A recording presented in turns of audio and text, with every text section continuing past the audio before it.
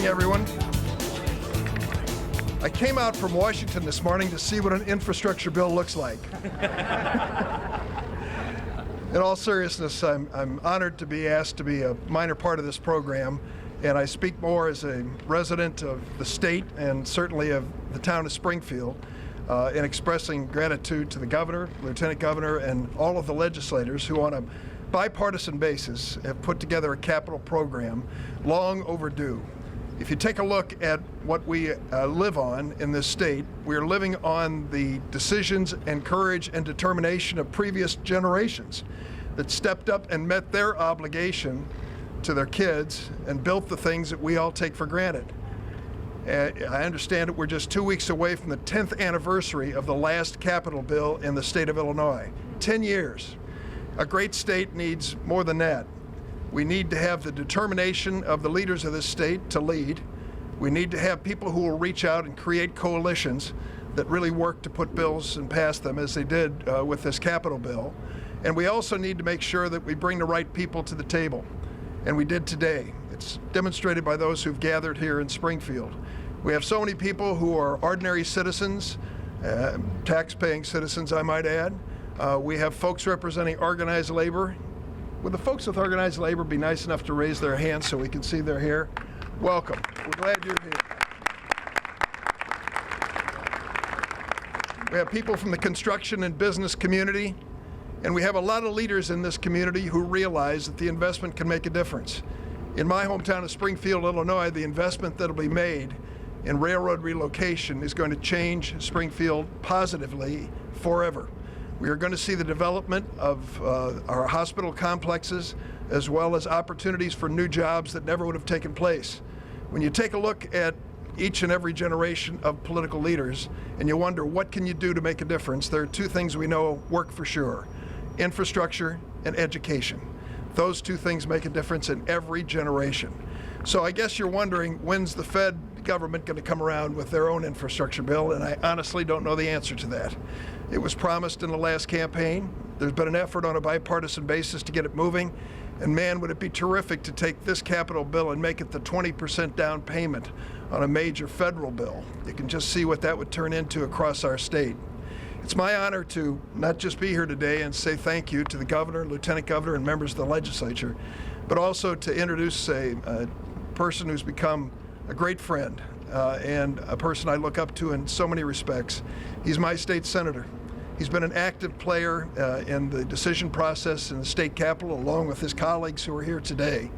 And he's shown the kind of leadership and commitment to this local community that everyone recognizes and makes a difference. Please welcome State Senator Andy Manar.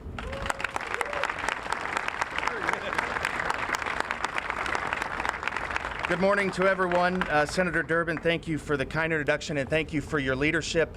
On behalf of grateful constituent, not just for what you do for Springfield, but for all of the state, thank you for being here. As the Senator said, my name is Andy Manar. I proudly represent, along with many of my colleagues that are standing with me today, the capital city and the state Senate. And this spring, I had the privilege of co-chairing hearings around our great state with my colleague from Cicero, Senator Marty Sandoval. Every community that we heard from, both urban and rural, conservative and liberal, every single community told us their story of crumbling infrastructure and told us in very clear terms that it was time for us to act. Years of partisan inaction had taken its toll on state and local infrastructure. Our bridges are crumbling, our roads are less safe than they have ever been, and we also heard from local officials that the situation had become so challenging to their communities that they believed that it may never be fixed.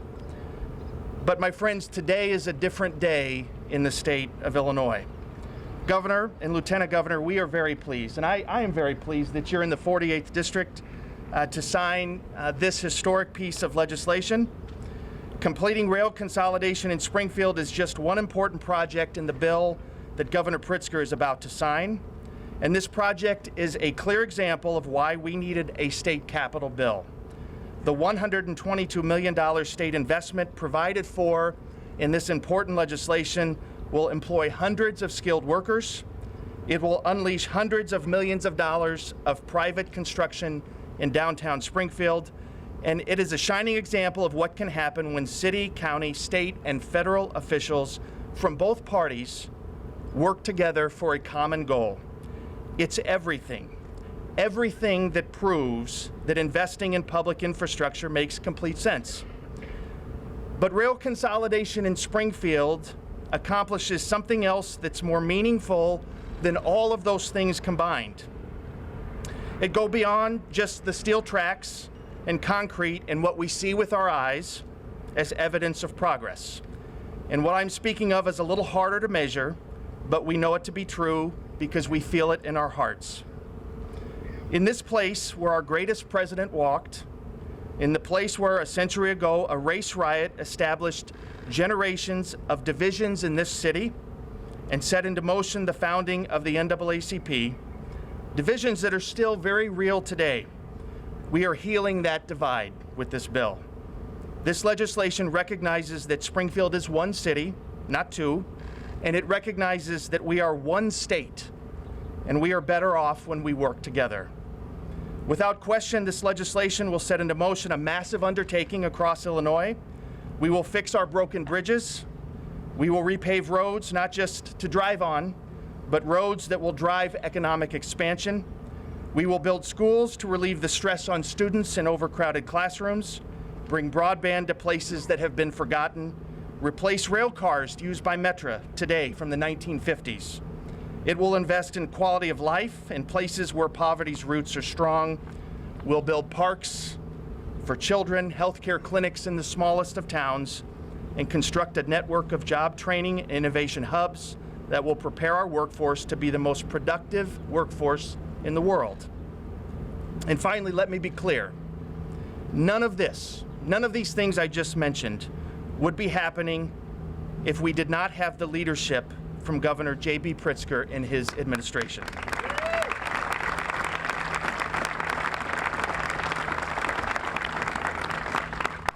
Now, it would be hard for me to describe the level of negotiations and discussions and compromise that was required to pass these bills.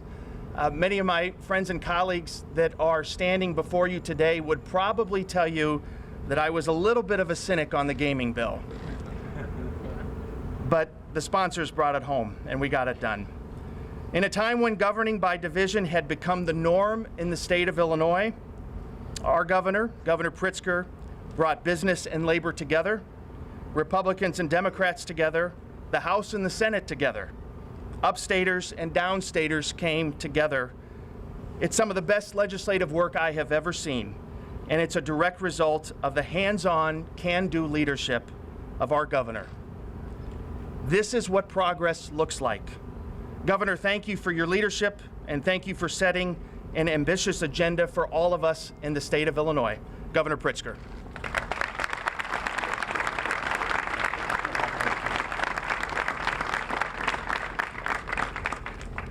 Well, thank you so much to Senator Manar and to everyone that's here today.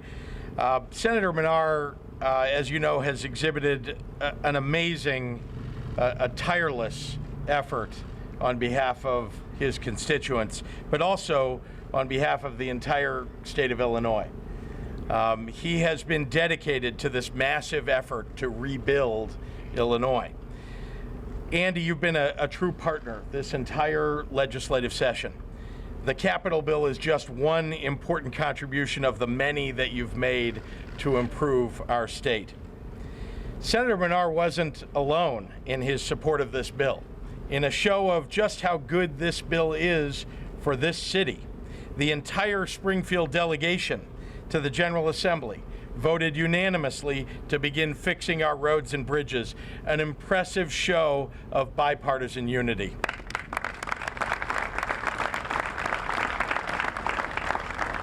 In fact, the four bills that make up this historic capital investment took thousands of hours of work by dozens of lawmakers and stakeholders, and in some cases spanned decades.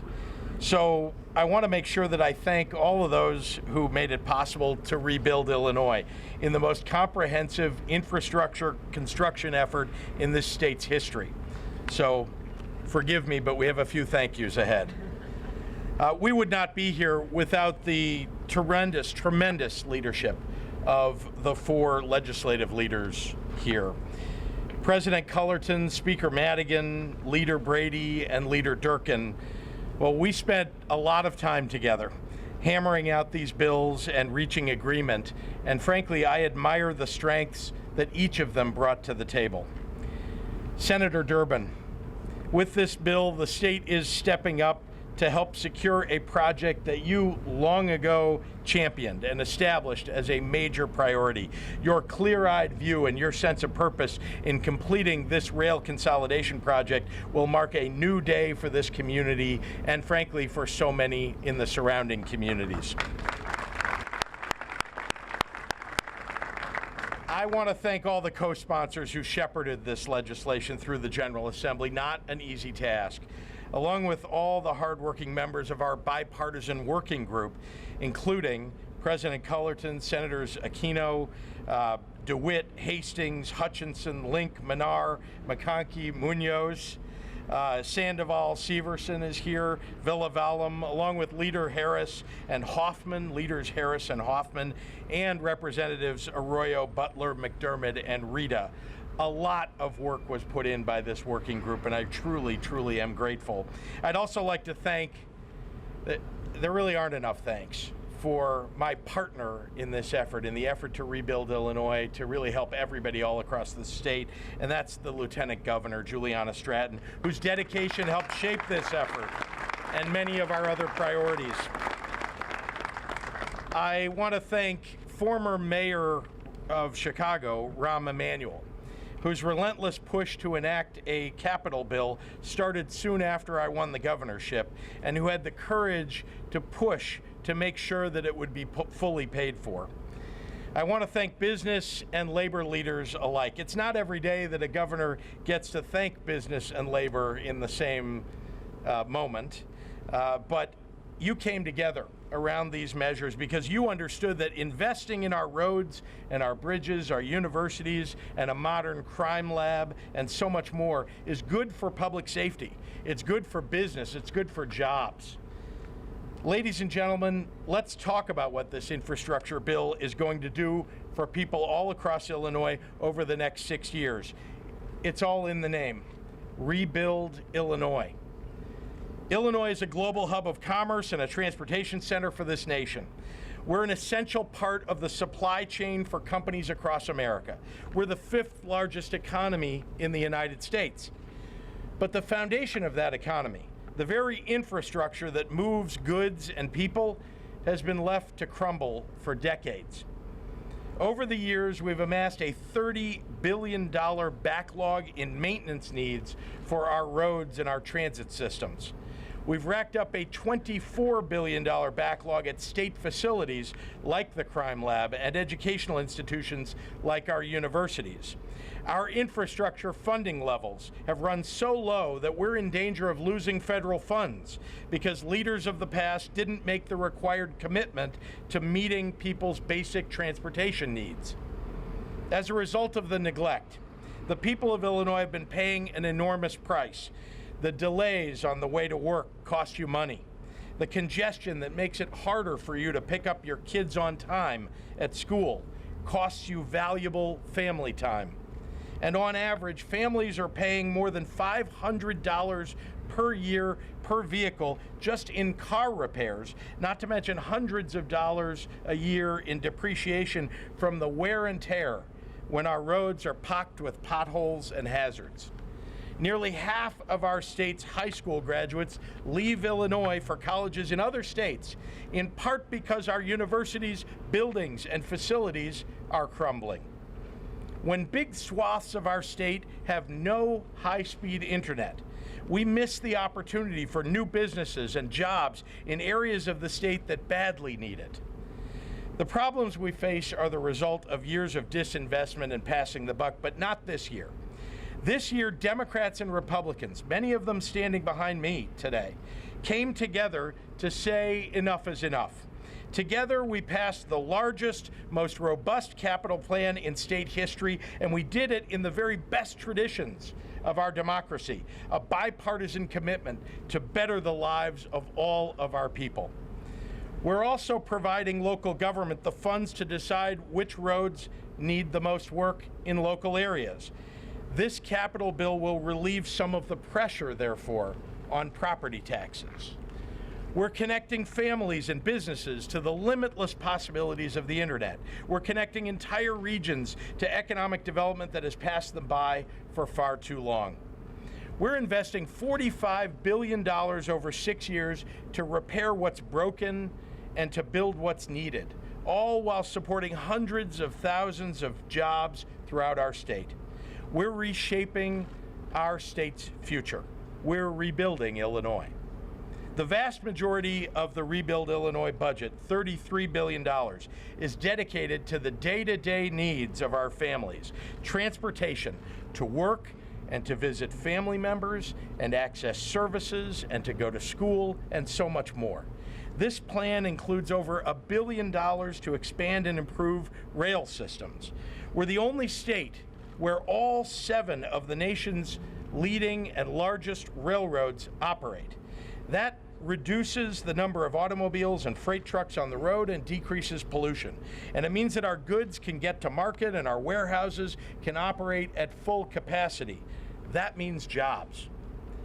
Here in Springfield, new funding will complete the 10th Street Corridor high-speed rail project, strengthening the connection between Chicago, Springfield, and St. Louis, and continuing the healing process for the city's long-divided east and west sides. We'll be working to end the racial injustice that these very railroad tracks have historically represented. This project's completion will set in motion the expansion of the medical district campus, which can't be fully executed until the rail lines sit farther from the hospital. The $250 million that Andy talked about, a private investment in the campus, will add thousands of jobs on top of the direct employment that Rebuild Illinois will bring.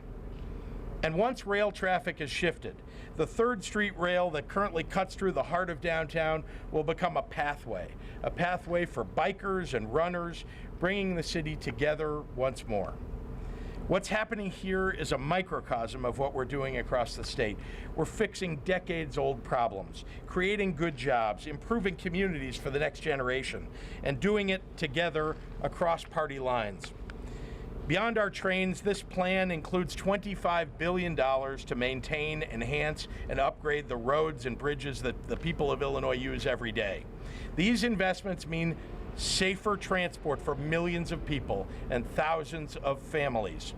It means fewer blown-out tires, fewer car axles thrown out of balance, fewer fender benders, and fewer life-threatening car accidents.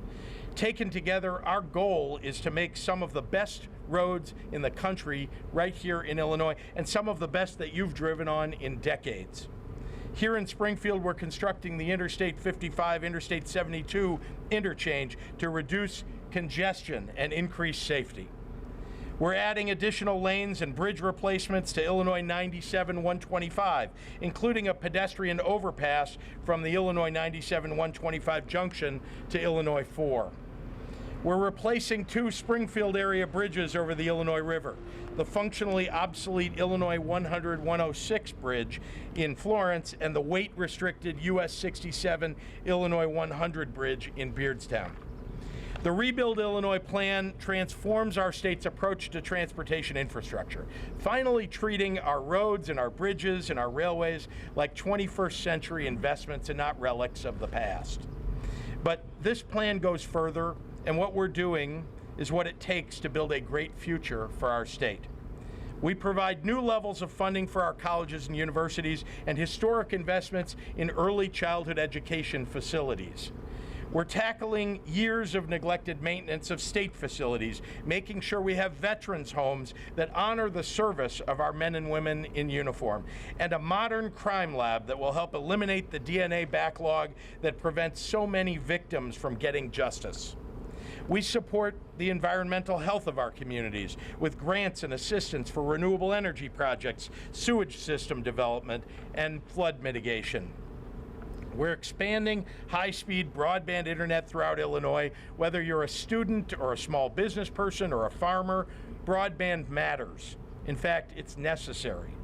We're responsibly expanding gaming at the request of cities that want to make sure that they have the resources to pay for police and firefighter pensions and to fund vital services. We'll be talking quite a lot more about our gaming program in the next few days as we travel to communities that will be creating jobs like Rockford and Walker's Bluff.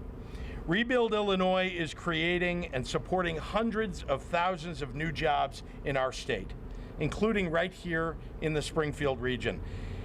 This isn't just an infrastructure plan. This is a job creation plan, the likes of which our state has never seen.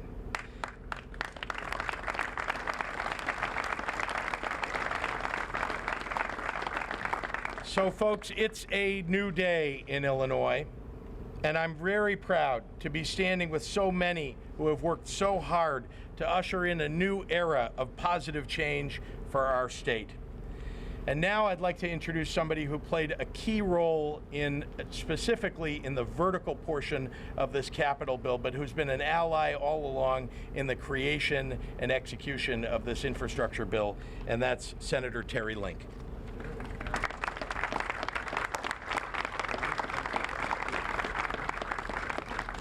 I thank the governor for taking most of my speech, but that's okay. You know, I want to say, Governor, it's appropriate that we're doing it here because I think we started the gaming bill when Lincoln was still in office, but I'm not sure, quite sure. And another note I want to make before I give my remarks.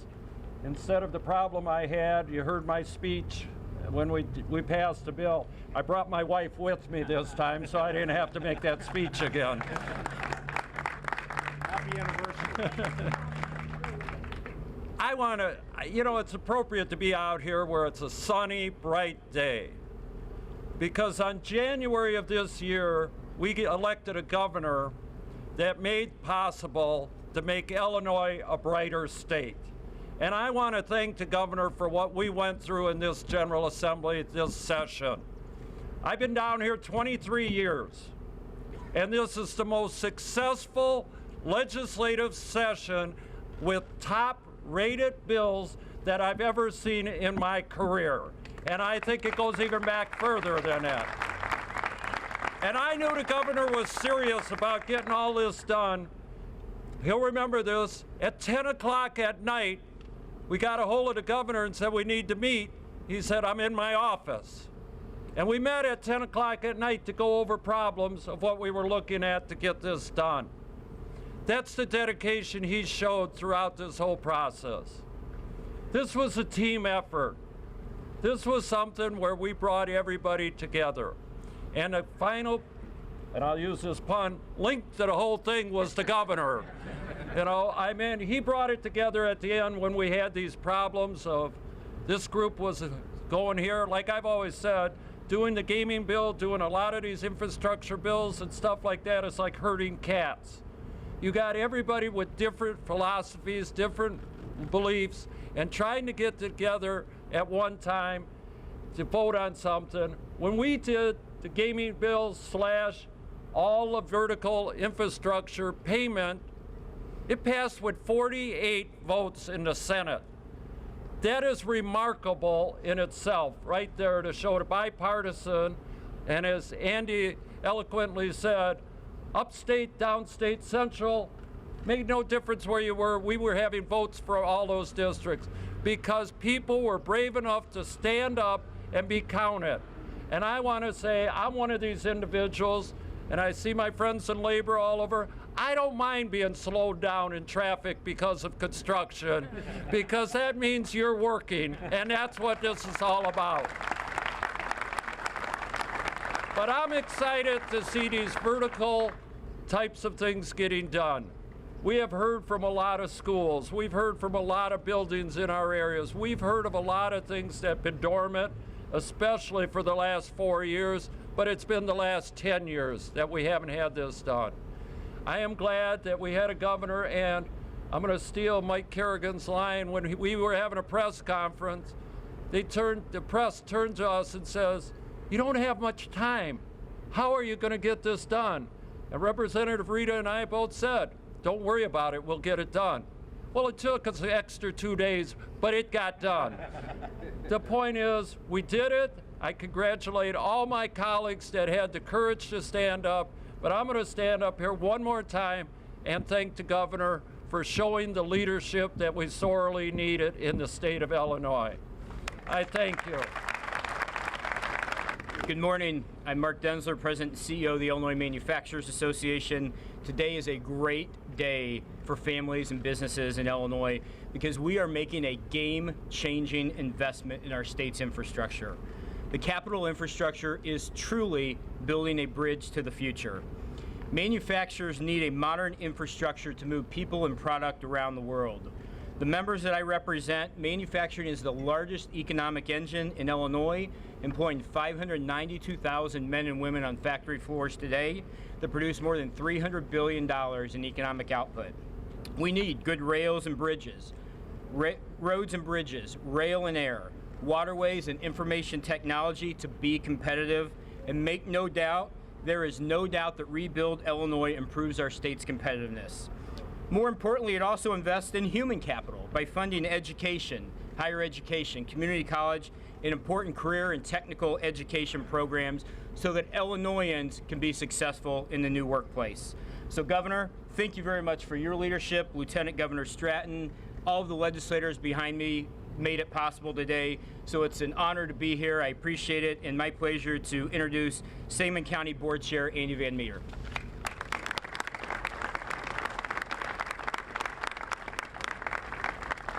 Well, you may get the theme now. This is about thank you.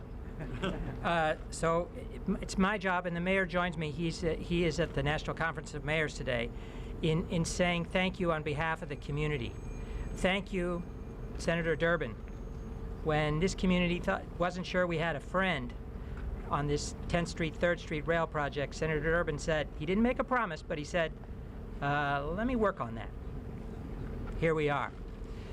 Thank you to our state representative delegation who worked together in a way I think has been unseen since Lincoln led the delegation in moving the state capital to Springfield. Fantastic bipartisan leadership. Thank you very much. And thank you.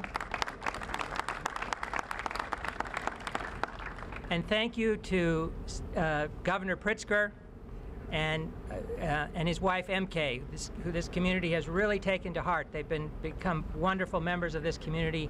We deeply appreciate your participation in this community in so many ways. Thank you very much, Governor. Thank you.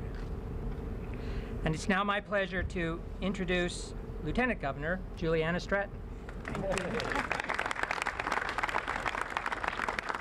Thank you so much, Andy. And good morning, everyone. First, let me just say, Governor Pritzker, I am so proud to serve alongside you. Through your leadership and bipartisan support, today we deliver on a promise that will improve the lives of people all across our state and the lives of future generations of Illinoisans. Rebuild Illinois is the first capital bill that the legislature has passed since 2009. Through this bill, Illinois will get to work on making our state the infrastructure and trade hub that it has the potential to be. We will create good jobs that will help families across our state. We will connect communities with one another, and we will make improvements that will create opportunities for the next generation. From fixing roads and bridges in rural Illinois, improving our higher education and early childhood education facilities, investing in renewable energy projects, and ensuring that everyone has access to high-speed internet and so much more, this much is clear. Rebuild Illinois is not a spending plan. It is an investment in Illinois and its people. And I'd also like to thank all of those who are standing behind us today, to Senator Durbin, to all of the bill sponsors and all of the legislators that are represented here today, to the men and women of labor, organized labor, and all of you. And I'd also like to make a special mention as well of Representative Katie Stewart, who represented the Women's Caucus at the negotiation table. Thank you as well for your leadership. And now, for the moment we've all been waiting for, it's my honor to welcome Governor Pritzker to sign this historic piece of legislation into law.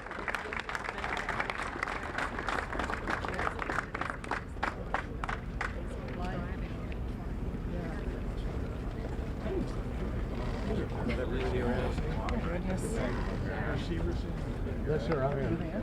On the, at least on that bill, I'll shake you out. I'll step out on the others. It's all one. Yes, I did.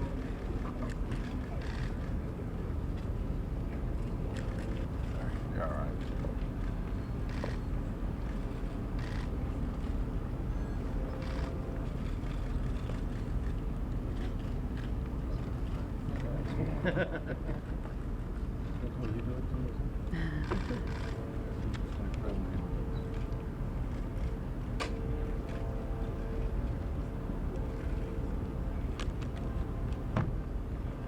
That was a happy